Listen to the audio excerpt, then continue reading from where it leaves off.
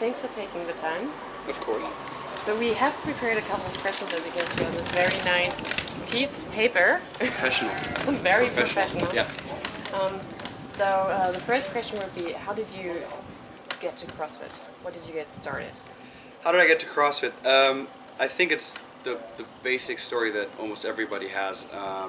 I looked into the mirror one day and thought, wow, what happened to myself? I'm not really that fit or as good looking as I was, and a friend of mine had actually started CrossFit and told me about it, and he told me to try a workout. I tried a workout, it kicked my ass, and I didn't believe that CrossFit was good, and it couldn't be that I was so bad, but somehow it spiked something inside of me, so I just kept on trying and kept on checking out CrossFit workouts, checked out the main site, saw all the movements, and just was intrigued by it. And yeah, pretty much after that first workout I was hooked and never stopped, and always tried to get better at the workouts, and tried to do CrossFit as the cool people on the internet videos did. So yeah, that's how I pretty much got to know it and started it. Okay, do you remember what this first workout was that he told you to do? The first workout was half of Helen. So it was a run, kettlebell swings, and pull-ups. And when I first looked at it, I thought, well, you know, it's a little bit of running, it's a little bit of kettlebell swings, you know, that can't be that hard, and a couple of pull-ups. But once I had the second round done, I was pretty much just on my knees. I couldn't run anymore. It was just walking. It was half kettlebell swings all of a sudden, and the pull-ups were, I think, to about here. Yeah, I barely finished it, and yeah, it just made me realize how unfit I was, and how much I had to improve, pretty much. But it was still fun at the same time, because I did it with another guy together in a fitness studio, and he beat my ass. He still comes here sometimes to train with me, but it was still a lot of fun. So yeah, that was pretty much the first one.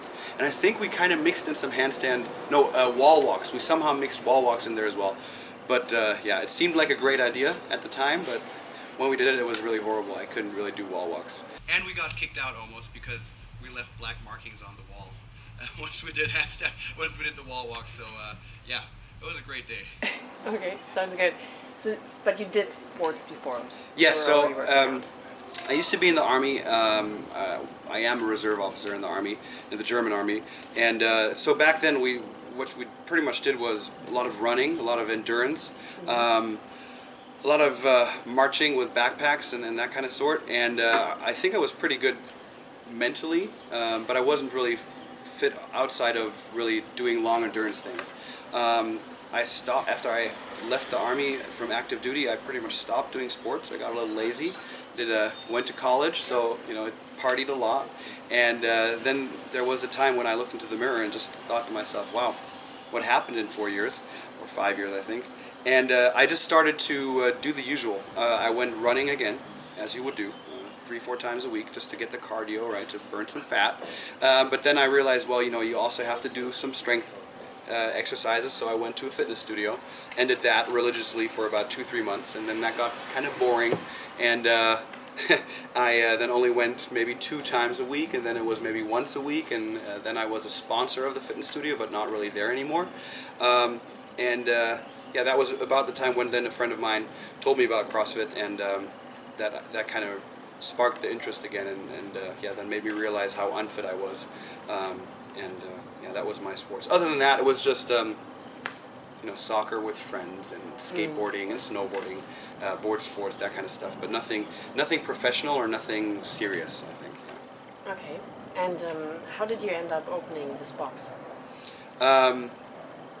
Well, we started doing CrossFit, as we said, in fitness studios all across Frankfurt, and during that time I also met other people here in Frankfurt that were really interested in doing CrossFit, and at some point after getting thrown out from a couple of fitness studios, we just realized we would somehow have to open something, do something, so we could do all the cool stuff that people do on the videos, do all that awesome CrossFit. And we ended up renting a place in Bad Vilbel, which is pretty close to Frankfurt, about 10-15 minutes outside of the city center, from a kettlebell guy, and we trained there twice, maybe 3 times a week for ourselves, had a lot of fun, and then slowly friends of ours also started, and we told about, you know, obviously when you start CrossFit you tell everyone about CrossFit, So we did that as well, and then people got interested into it, and we also started coaching friends of ours. We really had no idea what we were doing, but we also told them, hey, you're our guinea pigs, we're going to try out, let's see what happens. After doing that, that was with affiliate CrossFit on mine, it was with Steve Ancliffe. We, probably after half a year, or maybe a year, we had about 40, 50 members, people that were actually coming on a regular basis, and we realized, well, wow, we have to do something with this. We can't just rent out a place and just offer it 3 times. It has to be more often, I guess, or we just leave it at like a hobby. So it was like the direction, the fork in the road, and we wanted to make it bigger, and we looked for different places. And during that time, though, when we were looking for a new spot with CrossFit on mine, my now fiancée, who is an American working in Germany, got the news that she would have to go back to the States because her contract wasn't prolonged here in Germany. So there were a lot of question marks on what I would do in the future. My normal day job was also kind of getting a little rough. So there were a lot of question marks, and ultimately Steve and me decided to part ways. He opened CrossFit on mine in the west of Frankfurt. And then during that time, though, I was training and coaching in Wiesbaden as well with a good friend of mine, Stephen Glover, and just getting better at coaching, trying to hone my skills as a coach, getting seminars, looking at other venues, how to get better as a coach. And I started translating level 1 seminars for CrossFit HQ, and all the while I was doing that, and Jamie, my fiancée, coming back from the States, we always had the plan on maybe opening something ourselves. But just finding a place in Frankfurt, finding real estate is the hardest part. I guess how every affiliate owner will pretty much tell you. And so that just took time. It took 7 or 8 months to actually then find something else. In that period, I was translating level 1s. I actually got onto seminar staff as well, so I applied and became a seminar staff member for CrossFit HQ. And then ultimately, we got very, very lucky with the box we have now. Found it after 7.5 months of searching. We actually wanted just a different part of this box of the real estate, and a day before we would have gotten the okay, we got declined actually. So all our dreams exploded, and the reason was that a different landlord or a different renter came in and rented the entire property, and so the guys we were talking to, we just wanted the basement. They told us, well, sorry, but the entire property is gone. So yeah, that was a real letdown, and luckily, we called up again, we talked to the people, also the people that were renting out the entire place, and they told us, hey, you know what, we're just taking half of it. We're looking for someone to rent anyways, so if you guys want it, you can have it. And yeah, that was the big lucky break, and we actually got the upstairs area, which we would have dreamed of, but never thought we would have gotten, and we got that. We opened the box in August of 2013, and yeah, now it's almost 2 years later, and we have a thriving, awesome community, a great CrossFit box, great people, and yeah, we're living the dream pretty much. That was the 5-minute version of how it all started, I guess. Yeah. Yeah, that's awesome.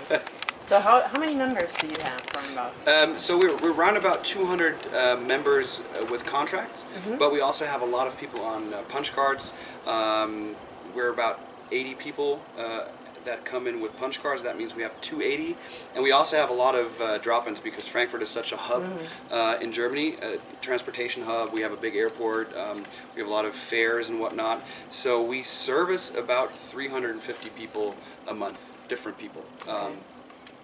Sometimes less, obviously, sometimes more, but I'd say we have, if we would put a number on it, probably around 250 constant members, and then anywhere between 100 extras that just kind of come in a couple of times. Okay, nice. Yeah. And how many square meters is this place? It's pretty much a combined space of, I think, about 800 square meters. Upstairs is a little smaller, downstairs is a little bit bigger, but then we also have a mobility area, a chill-out area inside. We have an office, and we also have a seminar room for the seminars that we host. So that kind of takes away from the training area, I guess, so probably 700 pure training area, and then the rest is extras. Okay, nice. And what's the drop-in fee?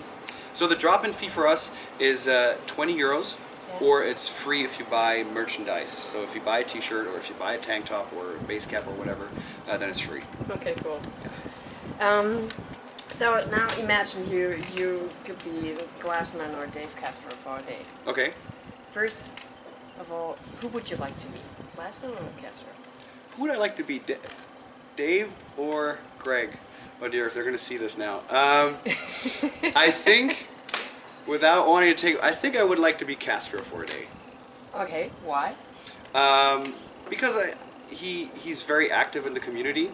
He travels around a lot. He meets a lot of affiliates globally, and also he has a lot of stuff going on, planning for the games, planning for invitationals, planning all these awesome things. And I think it would be cool to have that and have a couple of his insights, I guess, into the madness on anything. So I think, yeah, Castro would be pretty cool. And yeah, he works out with Nicole Carroll a lot, so he works with her, and she's my secret CrossFit crush anyway, so. But I think she knows. Okay. She's my boss. That's, I think, pretty bad to say. But still, yeah, that's the truth. All right. So now imagine you could plan the final one for the games. Wow, yeah.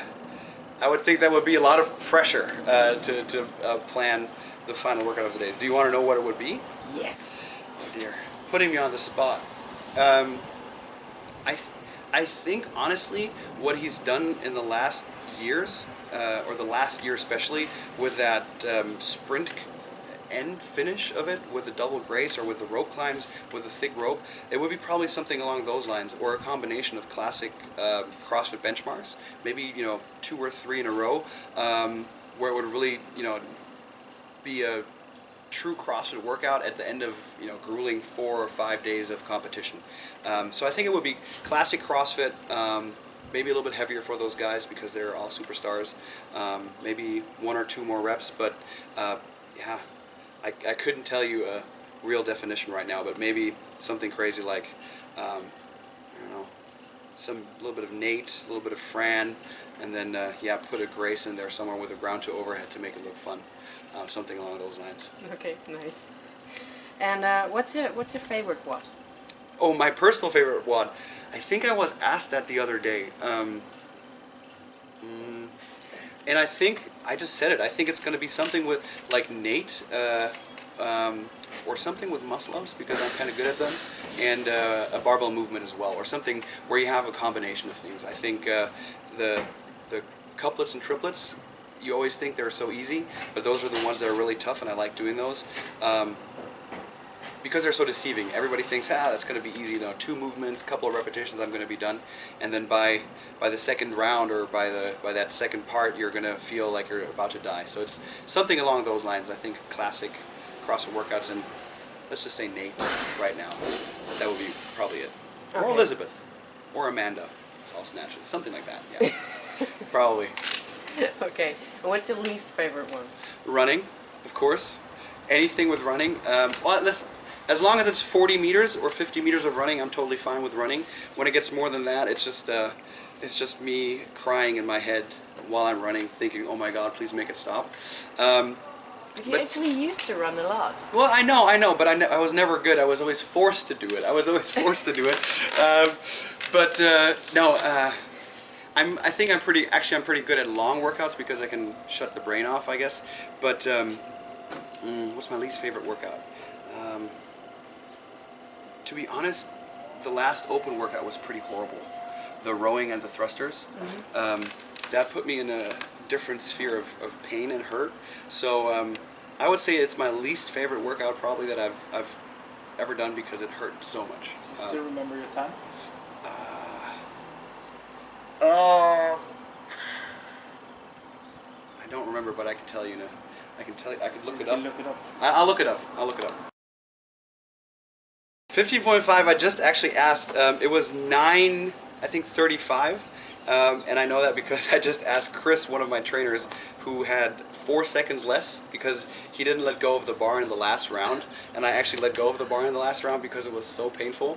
But I have to say, he didn't train for 6 days after that because he couldn't move. He was in bed, he was sick. I think he had rhabdo. I don't know what happened. But yeah, he beat me by like 5-6 seconds. So it was somewhere around the 9:39, 9:35 mark. Now we will give you 5 words, and we just want to have a quick answer from response. you what you're thinking about. Okay, Omega-3. daily. Biceps curls. For the girls. Airdyne. Awesomely painful. Linda. Once in a while. Unicorns. Stardust. Okay, thanks. You're very welcome.